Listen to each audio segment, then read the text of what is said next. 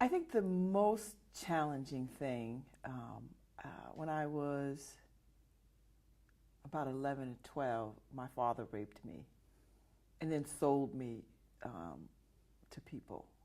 So I have an affinity for childhood trafficking and exploitation of children. It came to an end when I was about 15. It stopped. It stopped because grown-ups intervened and shut it down, and um, uh, he didn't go to jail or any of that. Uh, he was uh, my parents separated. They never divorced. They um, um, and yeah, that was the biggest. I think one of the biggest things. I've had subsequent big things, but that really was the catalyst for a different direction that my life went into. So When you were at that age, when that was happening, what did that feel like? What did that look like? um, I think at that age, as I look back on this, and I've talked about this before, so it's not fresh or raw to me as it was. But I was a very angry child. I left my body a lot. I had no regard for myself. I became very self-destructive, um, and that's what it was like. But there were also uh, moments of great joy and good times up against those. So it wasn't all just. There were good times in the midst of a lot of that pain. So I can't just tease out the pain without. I had birthday parties and I was celebrated, and I won awards, and I was a smart kid, and so there was a lot of good things, but that particular those memories, those times, um, clouded everything for a good part of my life into my adult life even. So yeah.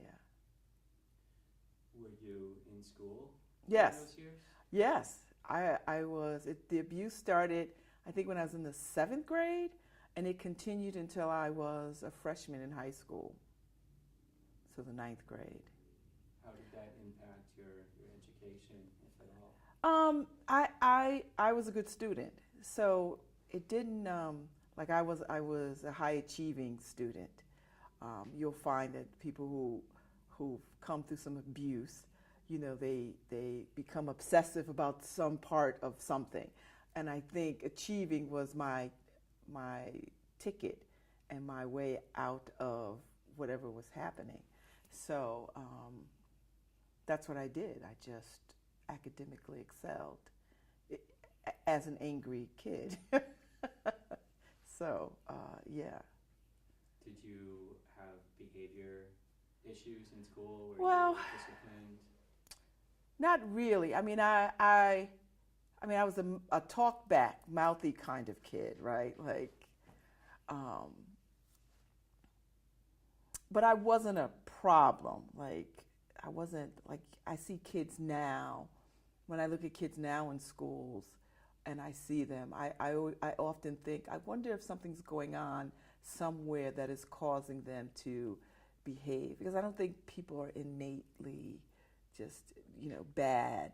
I think something puts them in a position to not, they don't have the skills to sort of deal with whatever's happening to them. So I wasn't a bad kid. I was a very well liked kid. I was mouthy, and I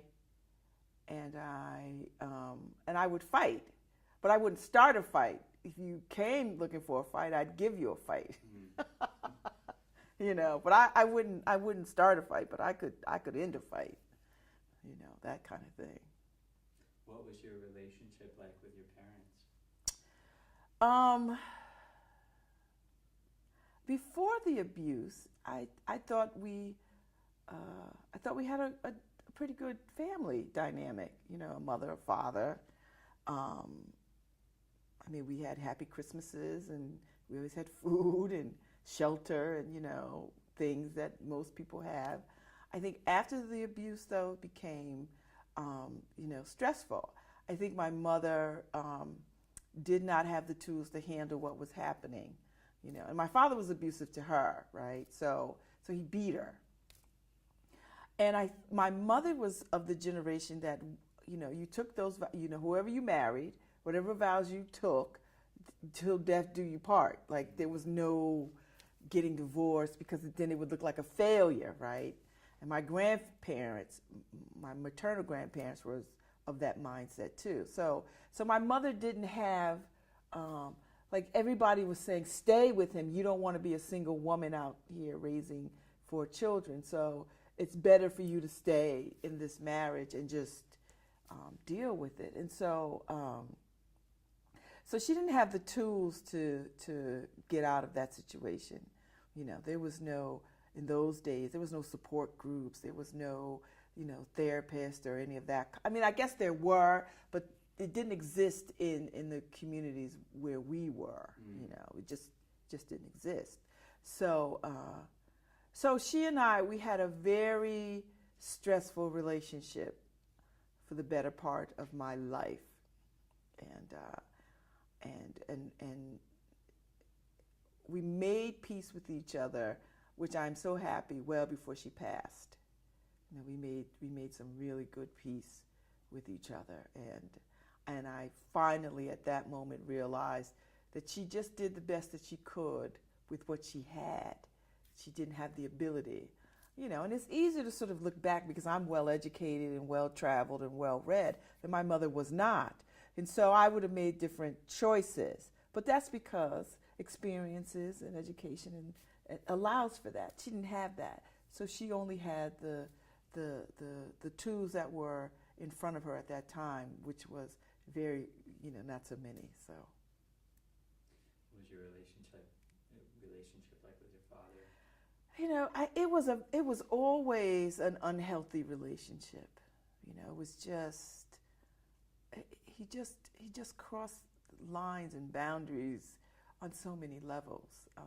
And we did have a relationship. I mean, I didn't start hating him until later, until after we got out of the situation that we were in. And then I stopped talking to him. I just stopped talking to him. And then he got sick, and my mother had already died. This is, I don't know, in the last decade. My mother had already died, and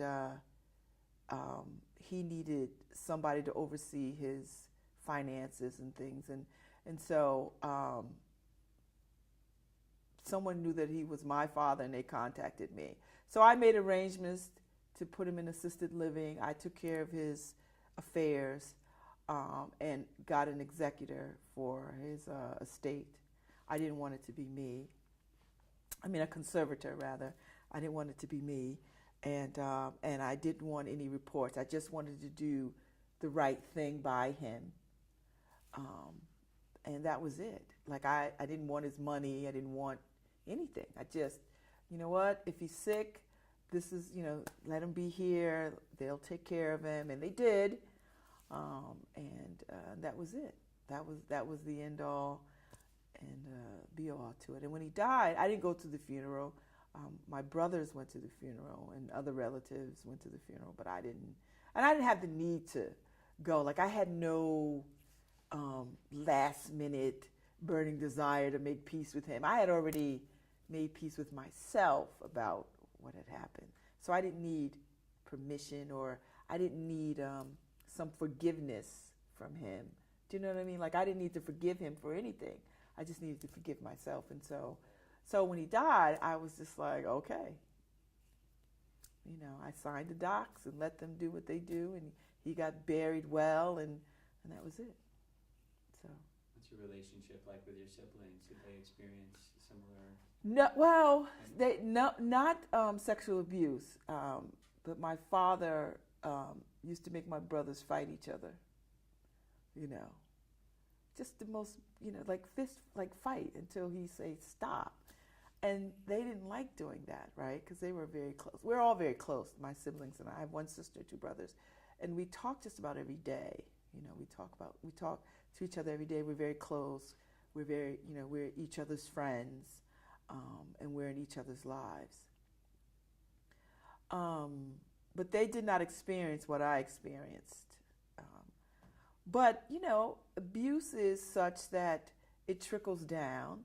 If he's screaming and yelling and beating my mother, and we're experiencing that, that's the abuse experience, right? So that's the experience of abuse. They knew what was happening to me, but they were little children, because I'm the oldest child. So my sister is 3 years younger than me, and my brothers are like 7 and 8 years younger than me. So they were younger, much younger. How were you coping with that during your teenage years? I mean, it seems like there was enough of an age difference where you couldn't really turn to your siblings to get support. Oh. Your mother Lord. was experiencing her own abuse, so there probably wasn't support there. Where did you No, find there support? was. I don't know if you're very religious, but I'm very religious, right? I just think that God sort of made sure that there were people who cared enough about me to sort of see me through. I did a lot of things that kids who are abused. I drank. I drank. I drank my way through college. So I drank. I didn't do pills or pot or any other kind of drug. My drug of choice was alcohol and promiscuity. That was and I think now to some extent when I think about it, probably eating.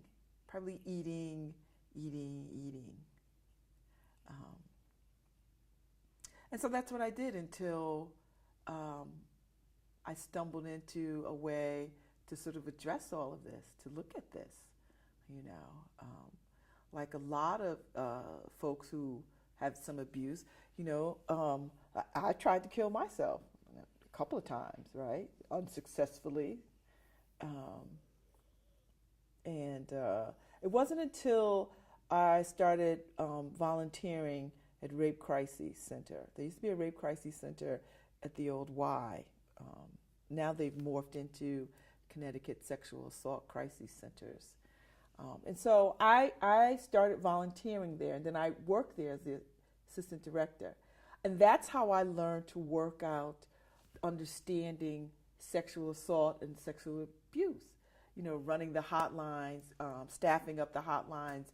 I went through the training, became a certified counselor, and working with people who were sexually assaulted, like going to the hospital with people and having rape kits done, working with the universities, working with the police department and setting up their stuff, leading Take Back the Night. So I did all that. And no one knew that I was a rape survivor. They just thought I was just this, person who just cared about this particular issue. And I remember I was in the midst of a training. I must have been like 50 people in this room, young women and men, trying to know about this stuff and learn about this stuff. And I just had a moment where I just shared, and it broke me. Like it broke me, because I had been carrying it all that time, and it broke me. And I told my story in front of people who were complete strangers, and it scared the crap out of me. And I was like, and I felt so ashamed, because I felt like I was telling on my family, and I was telling these secrets that I've been carrying. But it was also quite liberating. And I was not prepared for the liberation.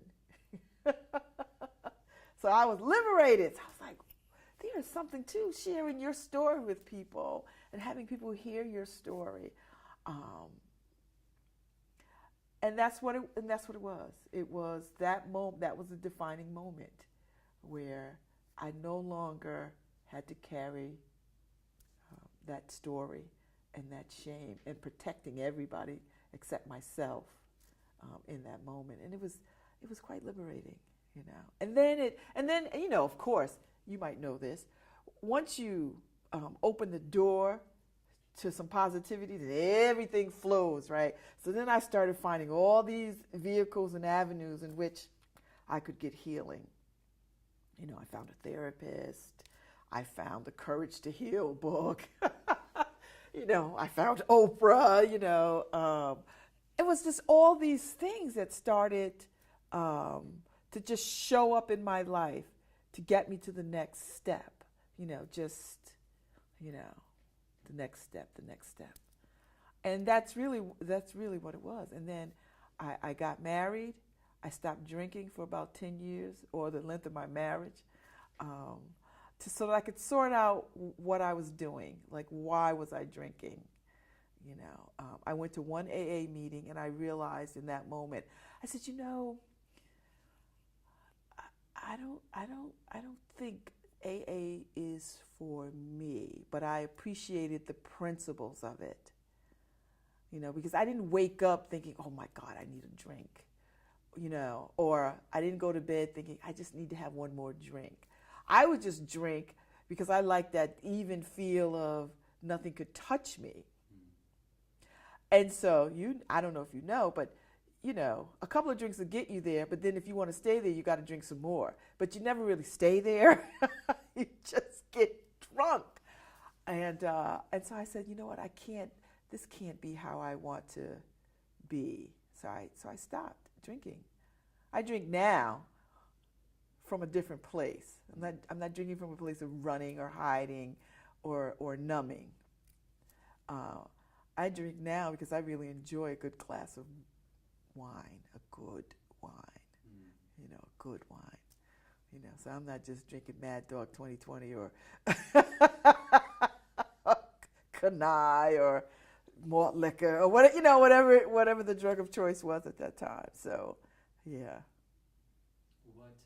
What did you find was helpful in moving through that process of healing? You mentioned, you know, finding a resource of a therapist and some books and Oprah. What were some of the steps along the way that helped you sort of heal and move through those layers? I mean, I think I got a taste of what a better life could be like. College was really good for me. I went away to North Carolina. I went away to a small black school in North Carolina. And that really was huge, you know, and it was illuminating. And I got a glimpse of me that I could become. I thought, you know, this I like what I'm seeing. You know, I like the world from this place. And so I just started thinking, okay, the dream is, and then I would just try to move myself in that direction. You know, the dream is to have my own apartment. Okay, how do I do that? Well, I started looking at apartments, figuring out how much things cost. Okay, I need a job. What kind of a job would give me? So those kinds of steps, like adults take, right? Those kinds of things. Trying out different churches. I was raised in a Pentecostal church. I don't know if you know Pentecostal churches, but they are anti everything. That's they don't like gay people. They don't like interracial people. They don't like you can't wear makeup. You can't wear short skirts. You can't. I mean, it's just tough.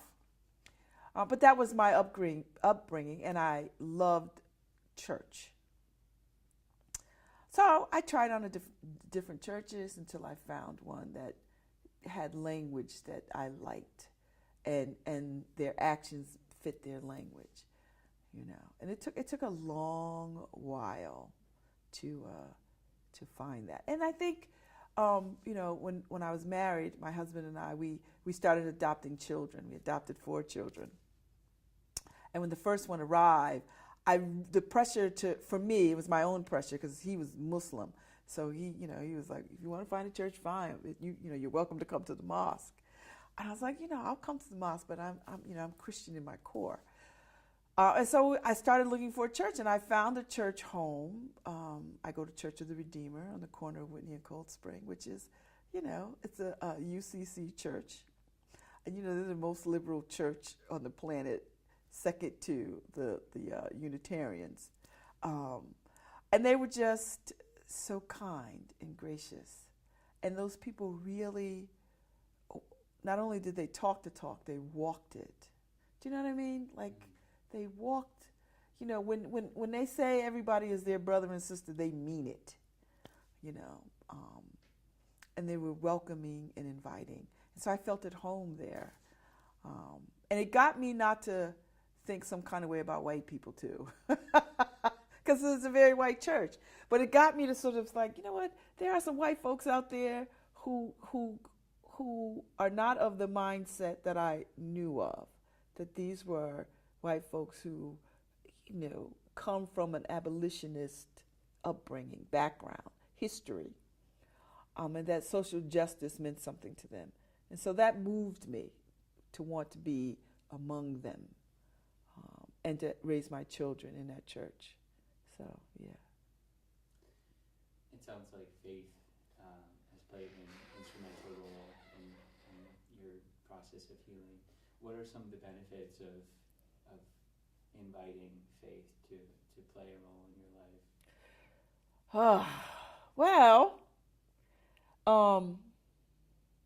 I think for me, in those moments when you're all in your head and it's negative and dark, because I suffer from depression just like 40 other million people, various degrees, and it's always healing for me to know that there is a God that is kind and just, waiting for me to show up. Do you know what I mean? Without judgment. Is always welcoming. So, and I believe that, and so I find that sustaining for me. I don't use the Bible as a tool of warfare or as a weapon. I really use it as a sustaining force. You can find sacredness in anything if you're willing to look, just like you can find hate language in anything. I mean, if you look for it, you'll find it. I mean, the Bible is full of, man's inhumanity to man, but it is also filled with people loving against all odds and having faith in something that is outside of themselves, and understanding that, church is community, that we have to sort of pull together. Otherwise, if one perish, we all perish, right? Like, no one gets out of here alive. We're all going to die. So how are you going to live? How are you living? And so that's what faith does to me. It calls me to just keep addressing, how am I living? How am I living?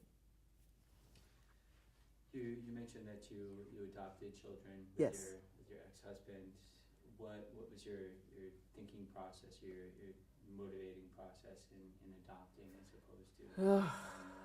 Well, I knew very early on that I couldn't have children because I had so much damage done because of abuse.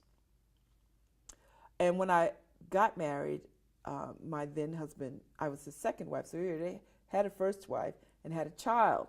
So I had no pressure to have children.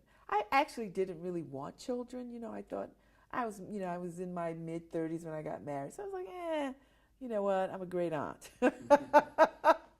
But we thought I was pregnant.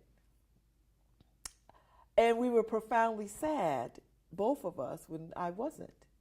So he was like, well, let's go see why don't you go and just have a look-see?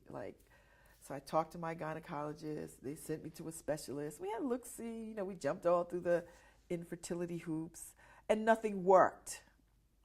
So about 6 months in, I was just fatigued. And I thought, I don't think this is what I should be doing. So we started we started working with an organization called One Church, One Child. We saw it on a billboard, and then we saw it somewhere else. And then we met somebody who was a representative. I mean, it was just this real kind of thing that God kept just putting this in our path. So we're like, okay, let's sign up. Let's go through the 16 weeks certification to become parents who adopt, foster to adoption parents. So we did that while I was still jumping through infertility hoops. And they tell you not to do that. They're like, you know, don't do two at the same time. Make a decision, do one or the other. But I'm never one or the other, right? So the day that I gave up the infertility, no, we stopped because we went through the class. We got certified, and within a week they said, you know, we have a child we think would be good for you. So that made me stop. And she was 3 years old, and she had, you know, she had a whole history of stuff. She's 3, but she's already got drama. So, you know, my ex-husband is a very anal retentive kind of guy, and if he sees this, he'll be, I don't want to say anal retentive, he's very thorough. He's a very thorough, research-oriented person. And he was like, oh, you know, she's got all these issues, you know, on paper. I don't know, you know, all these issues. Do you, you know, really, can you find a kid with less than these issues? We went to see this child. When the door opened, he's like, that's my child. He's like, that is our child. What do we have to do to get her home today? And they were like, you know, it doesn't work like that. It's like, you know, you have to visit, you have to take her, bring her home, you have to, you know, had all these steps. And so she ended up becoming our child. And it just changed our whole lives. This one little girl changed our lives. And she was so beautiful. And she was quiet. And she was, you know, neat. She's not neat anymore, but she was neat. So we lived with that for about 2 years. And then we said, ooh, maybe we should have another one. So he's like, well, you know, maybe you want to try again with infertility. You know, he didn't give it enough time.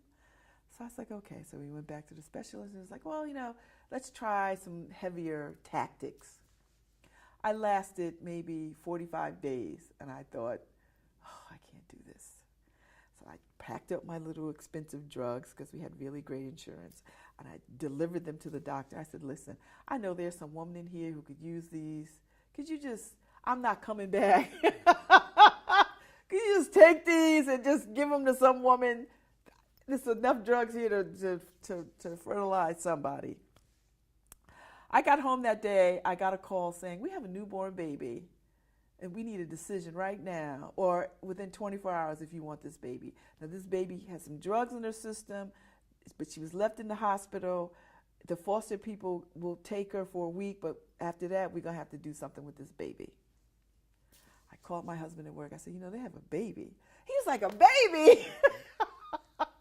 Like a new baby? I was like, yes, she's like, just born like yesterday. He was like, are you sure? I was like, I think God is calling us to this baby. He's like, okay, if you want this baby. By the end of the week, they were bringing a baby. Knocked on my door and said, Miss Ivy, I just know if we put this baby in your arms, she's going to thrive. She wasn't even 5 pounds. They had to get her to 5 pounds before they could give her to us. And it's like, oh, she's listless. She won't take a bottle. She won't do anything. Within a week, I done had that baby up to 10 pounds. My church family rallied around and brought all kinds of baby things, you know, because we didn't have any baby stuff. And so that's how the second baby showed up, and then my son showed up. He was about 18 months. So him and my baby daughter were babies together. So it was like having twins. And he wasn't supposed to stay. They just needed a safe place because he was kidnapped and then abandoned in New York City. And they just called and said, you know what, if you could just keep him for a night or something until we can find a home for him, you know. But, you know, we don't. a year later, I was like, okay, he's our kid. We'll adopt him. Look, that's it. And then my last son was 5. He was older, and people don't like adopting. After 3, kids are considered unadoptable. You know, they're not cute. People think they're problems. People think that, you know, too much, they've seen too much, and you don't want to take that on. And people told us to our face, friends, you don't want that 5-year-old. I mean, he's 5. We took him. We were like, oh, well, we're going to make it work. And they're all thriving now. They're all beautiful. I mean, you've seen pictures of my children up on Facebook. They're all thriving. They're all beautiful. They all have their own stories. You know, I love them. And it's funny that I have 4 kids because I came from 4 kids, right? And these are 4 kids that no harm has come to them. You know what I mean? Like they know nothing of the abuse that I endured. You know, there's no abuse. If anything, they have excess of riches. And that's how I have 4 kids. That's how I have 4. Now I'm ready for them all to get out of my house, but they are beautiful, beautiful spirits. So, has that been a part of your healing? Oh yes, yes. A part of that is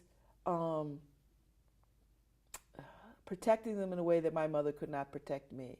And I don't say that as a slight to her. It just means that, you know, she raised me well as best as she could. And I took a lot of the good things that she gave me and I put it into those children, right? So they have a good village around them. They are supported and they are believed and they are cared for and no harm has come to them, you know, under my roof. So yes, I mean, prior to them coming, I really couldn't tolerate people hugging me. I couldn't tolerate intimacy. You know, I just had no place in it in my reality. So when you have children, you know, they require hugs and attention, you know, and I thought, okay, I have to come outside of my own fears and my own pain to give them something that they need if I'm going to stand in the mother space. So I had to learn to hug them and to be all right with them hugging me back and kissing me and, oh, I love you, mommy, you know, and hearing it. Just, you know how children are. They just do it. And I had to be able to do it for them. I love you too, you know, because I had a lot of barriers to intimacy and a lot of, you know, it was yeah.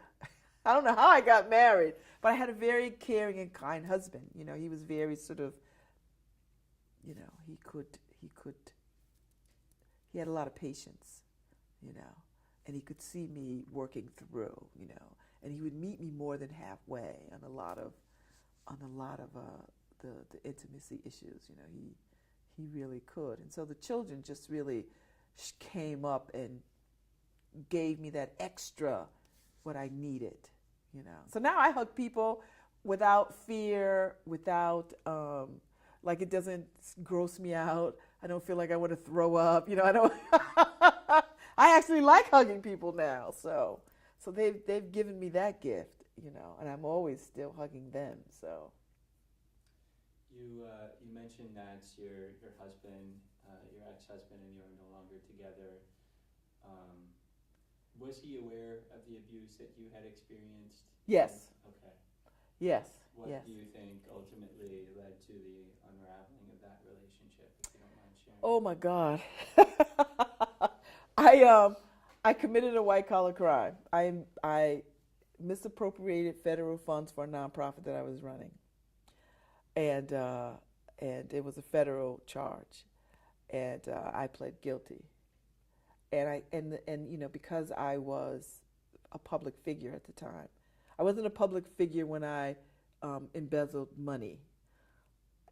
I had left that job and then became elected to public office, And because I was a public figure, the press was relentless. It was a tough, tough time. And I think for him, the scrutiny of that kind of crime was too much. Like he just didn't like the association of, um, you know, you benefited, like the whispers. Like he couldn't take the whispers of people saying, "Oh, he must have benefited too," or "He must have known," or "He must have something," and it was more than he could take. And he was embarrassed. And I think the only way to sort of not be embarrassed is to show people that he could distance himself.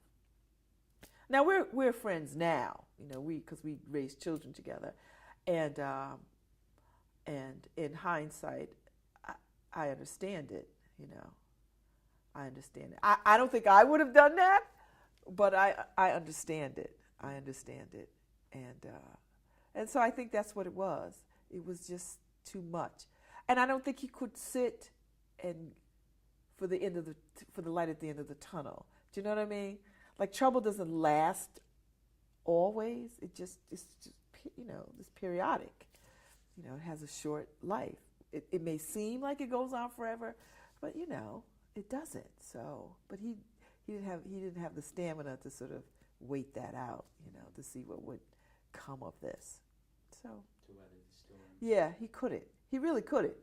But then he's not built like that. You know, like my brothers and sisters, we're built like that. We understand coming through something. He does not have that in his, like that in his background. How did you move through that? It sounds like, with you being under the scrutiny yourself and going through a divorce and having 4 children Oh, and still recovering from oh, trauma from your childhood, that's a lot. That's a storm in itself. yes. How did you weather that? It was difficult. I mean, I have a really good circle of friends. I have good friends. Friends who are like, I don't care if you stole $1,000,000.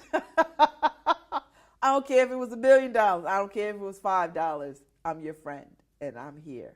And my church family stepped in, and because I had to go to Danbury Federal Prison Camp. I did time. Well, 29 days. But time is still time. One day in prison is time. I read, I started a blog. That's really what I did. I started a blog and I made online friends because I self-exiled myself from everything. I just sort of raised my kids, stayed in my house. I didn't do any community stuff. I just sort of,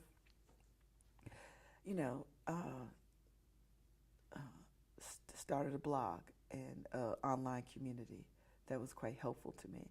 And I would just tell the whole story on my blog. And the people, when people find your blog, it's like-minded people. People really don't have time. I mean, unless you're just so messed up as a human being to just come and slam you every single day, You get that a little bit, but the majority of the people, if they dig you and they follow you. And so that's really what it was. My online community, my circle of friends, my church. I started a support group for divorcing people, which I still run. And just staying calm. And just one day staying calm, and just knowing that this is not going to take forever. At some point the sun will come out and I'll be happy again. So It sounds like there is a level of authenticity within that, in sharing your story. You mentioned that you created a blog and you were sharing your story through that. That to me seems like a wonderful tool to sort of forgive yourself and to also be honest and to say, like, this is who I am, this is where I am, this is what happened. I'm still human, I'm still worthy of love and belonging, and if you'll accept me, this is what you're accepting. Yes. Did you find that Oh. to be liberating? Did you find that to be a helpful place to be? Was that a good tool for you to use the blog to communicate Yes. your journey? Yes, it was. It really was, because I hadn't forgiven myself. I really didn't. I mean, I was really sackcloth and ashes.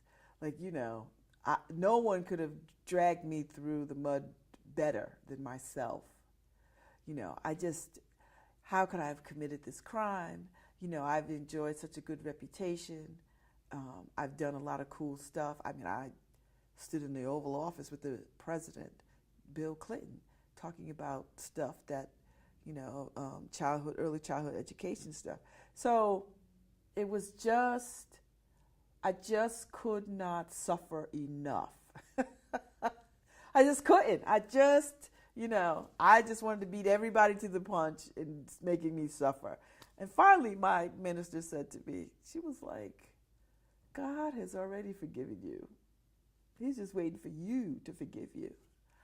And just like that, I just started to get it. Like, okay, stop it. You don't have to show up with the big sign saying I'm worthless or, I committed this crime, so therefore I should be dragged through the streets. I'm less, I'm not worthy of love. I'm not worthy of respect. I'm like, cut it out. Have some perspective. And so, yeah, the blog helped me do that, because people would show up and they would say that, like, oh, we like you. We like what you're writing. And that's, wow, wow. And, What have you learned about yourself through these stages in your life? That I am resilient. I don't like strong, because I don't think that I'm strong at all. I do think that I'm resilient. And I like that. Like, I don't break easily. Or if I am broken, super glue, some spit, some bandages, okay, I'm back out on the field, right? Mm-hmm. So I'm resilient. I like that.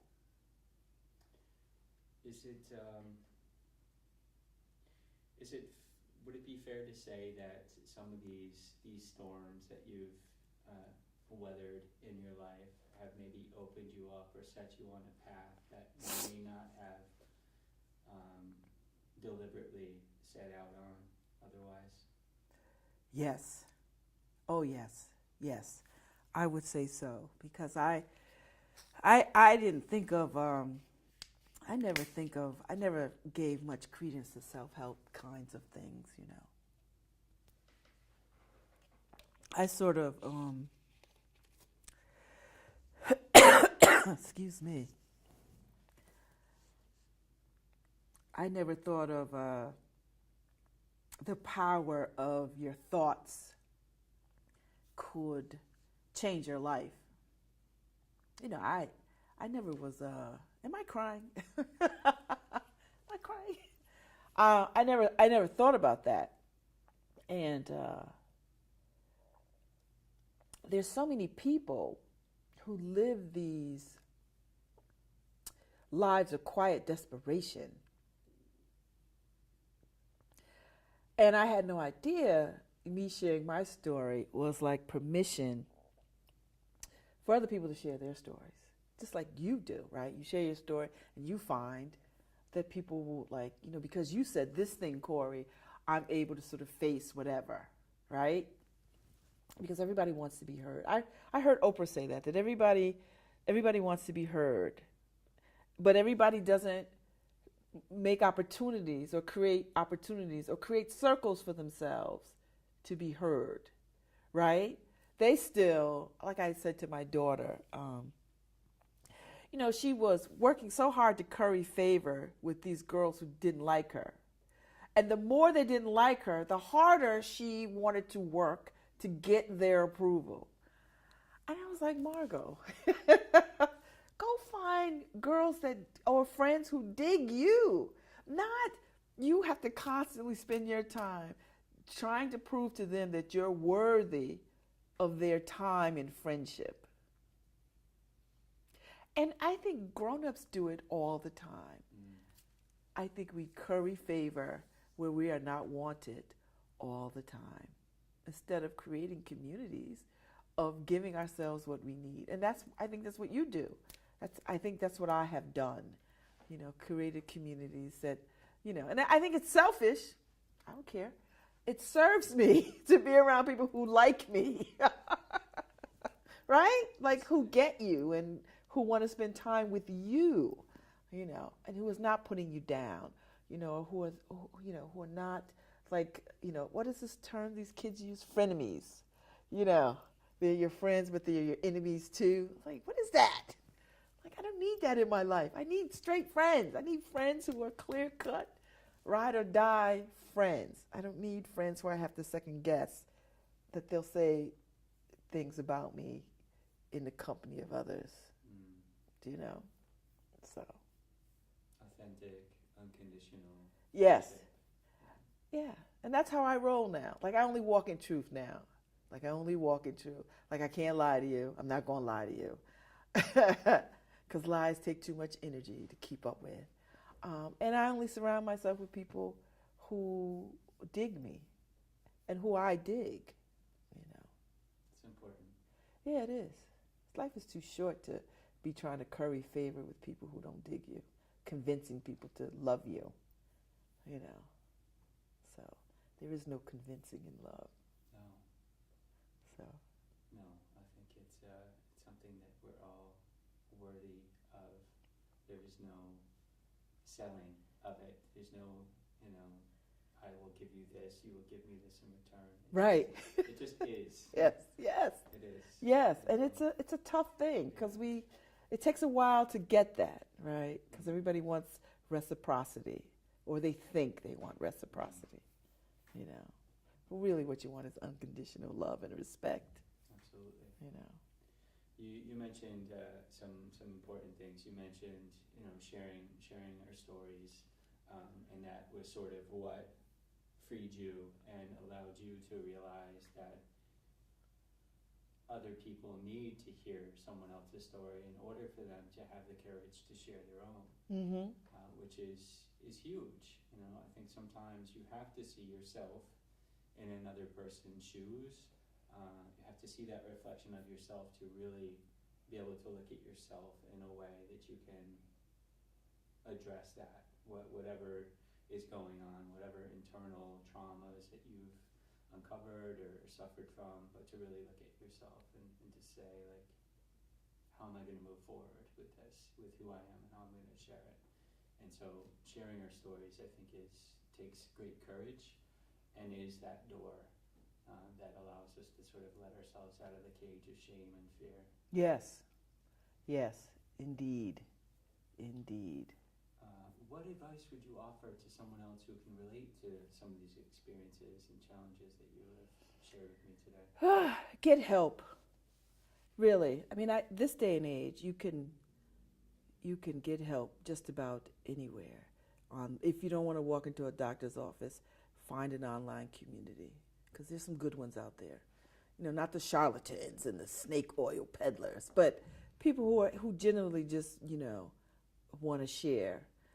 I would invite people to start writing their stories down if they don't want to blog about them or put them out there, but just, start writing, because I think it's a cathartic thing to sort of handwrite, or whatever your medium is, typing, writing. And to find things that bring you joy to do. Because I don't think people do that enough, I think we're so compelled by the shoulds. You should do this.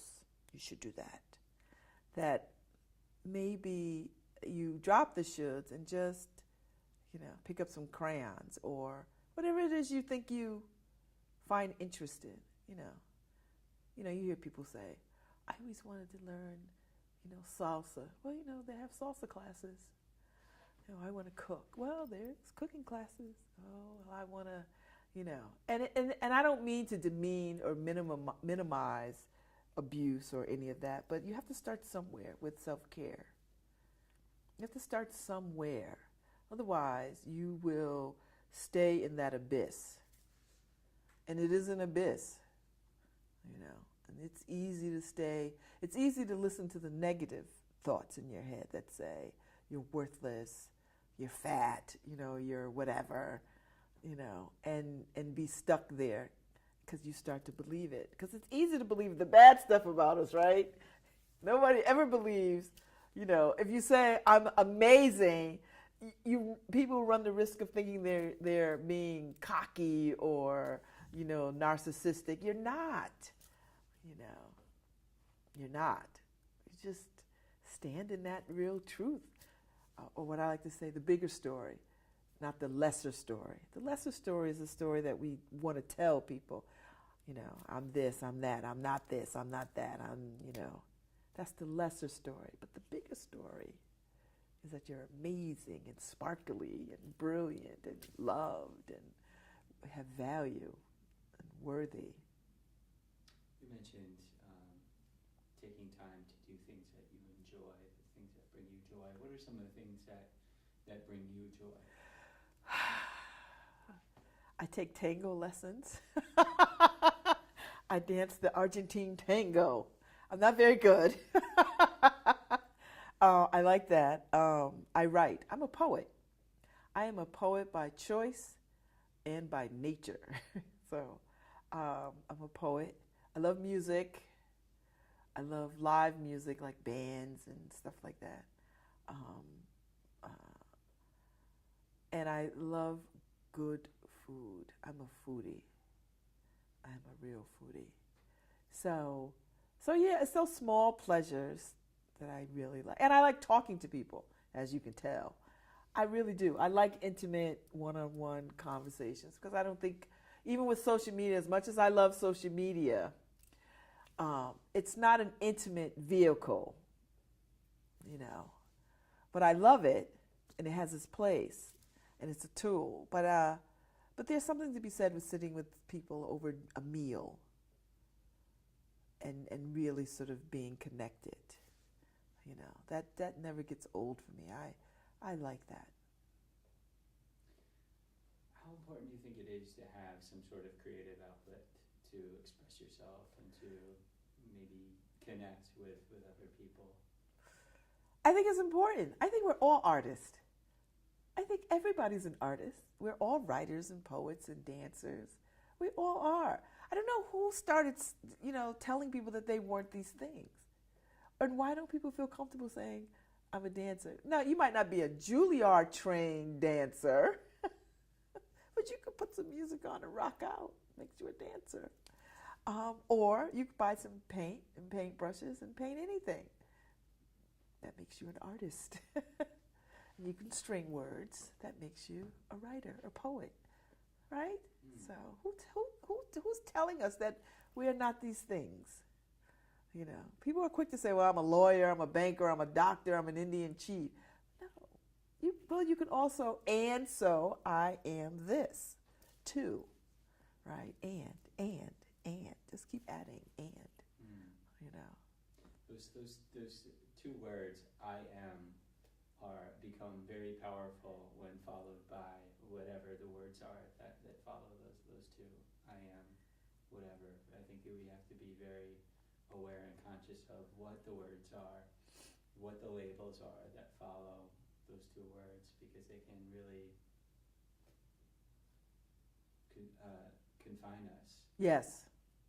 Oh, easily. That's why you get children at a young age and you get them to sort of value themselves early enough so that they grow up with that sense of value. Because the world will change you, as you know. The world will be happy to tell you what you ain't. You have to fight back against that and say, no, this is what I am. I am, you know, these things.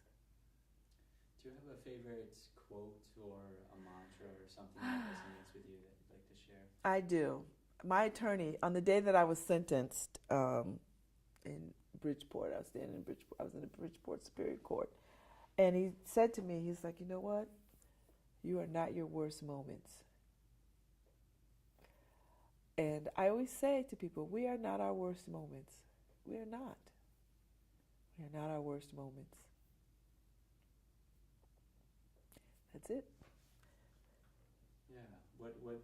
How would you elaborate on that if you were to explain that? To me, it sort of reminds me of like we're not what happens to us. And I think a lot of times when we're in that low place and the shit's hitting the fan, we think like, this, I am this, and you identify yourself as the storm. Mm-hmm. But yeah, how would you elaborate on that? You know what? Just like when you eat a good ice cream, like you eat a good something, it's in that moment it's good. And then once it's gone, it's gone. You could go get another one, but unlikely. Bad stuff happens to us. It comes. And it may feel like it lasts for such a long time. But that's not who we are. That's just what's happening to us. That's just what's happening to us. And I think that has, and once I started applying that to my life, I stopped calling myself an abused child. I was abused. I was exploited, and I was trafficked. I am not abused. I am not being trafficked now. So I had to think about that, and it took me a while to sort of get to that place of stop saying that, because it's not true. It's not true. We are not our worst moments. And so I just found that to be, again, liberating, that I could choose what I wanted to call myself and define myself as. I get to choose. This is why I so like, the lesbian, gay, queer community, because these kids and young people and grown people are saying, you're not going to define me. I get to say what I like. I get to say who I am. I get to live how I want to live, and I want to enjoy what you enjoy with the choices that I make, and that's all right. That's all right. That's all right. So we get to choose how we define ourselves. And so when I say we're not our worst moments, it means that, you don't have to stay in that moment. Believe it or not, it has happened. You can move on from it. And I don't say that to minimize anybody's pain or anybody's, history or story. But, there's light at the end of the tunnel. You are the light and you are the tunnel. Right? You are the tunnel, you are the light. That's how I see it, So you're in charge of your own life and your own happiness. And, as I tell my kids, a couple of them are on medication for attention deficit. I said, listen, at the end of the day, you're on medication, but the medication cannot work on its own without your help. You have to do your part. You have to do your part. So you take the pill is not going to be everything. The pill is just one part of the whole process. You have a part to play in that process. The pill can't do it all by itself. You got to help. You got to do your part. And that's what I say to them. You got to do your part. Like, what's your responsibility? The pill can't in and of itself do everything. Yeah, it's not the ultimate solution. Yeah, it's not. It's not. So. How was it felt to talk about these experiences and feelings with me today? I do a radio show, as you know, and I had someone on. I had the communications person for Love 146, right? In child trafficking. It's an organization. And so talking with him was the first time in a long time that I had the conversation. And so coming here today was just like more of that, like it's coming back around to talk about it. Do you know what I mean? Like it's just coming back around. But this time I can talk about it from a whole different place. Like I'm on the other side of it, you know, it's a different place from where I am. So it's not going to send me into, you know, some kind of psychotic episode. It's not going to unravel me. It's not going to, you know, depress me. I'm alive to tell the story. You know, I'm alive to tell the story. Do you think that it's possible that you could, and I think that we touched upon this in the interview, but do you think that it's possible that you could be bringing someone else some courage, some hope, or some inspiration by sharing what you've shared today? I hope so. Like, you know, I don't know what people will take away. Like, I don't want to guess what people will take away, but maybe they'll, you know, they'll see me and think, well, she seems relatively calm. You know, she's not bouncing off the wall, so maybe there is some chance that I could sort of share and not, you know, not be locked up in a straitjacket, or somebody will hear something about, you know, go do something for yourself. Because everybody's story is not going to be as big as my story. So I don't want people to walk away comparing, thinking, well, my story is not one of that kind of abuse, or my story is not, you know, that sweeping, or that, you know, my story is like maybe I didn't get along with my father growing up, or, you know, maybe my parents kicked me out because I was gay, but that's not as big as being like raped by them. You know what I mean? Like, but maybe, and I don't want people to think comparison. Just think somebody's telling a story, and you have a story that could ultimately and consequently help somebody. Amen. Thank you. Thank you. Oh, you are such a love. You are too. You're just illuminating. You are resilient. You are beautiful. Oh, thank you. Thank you. Thank you.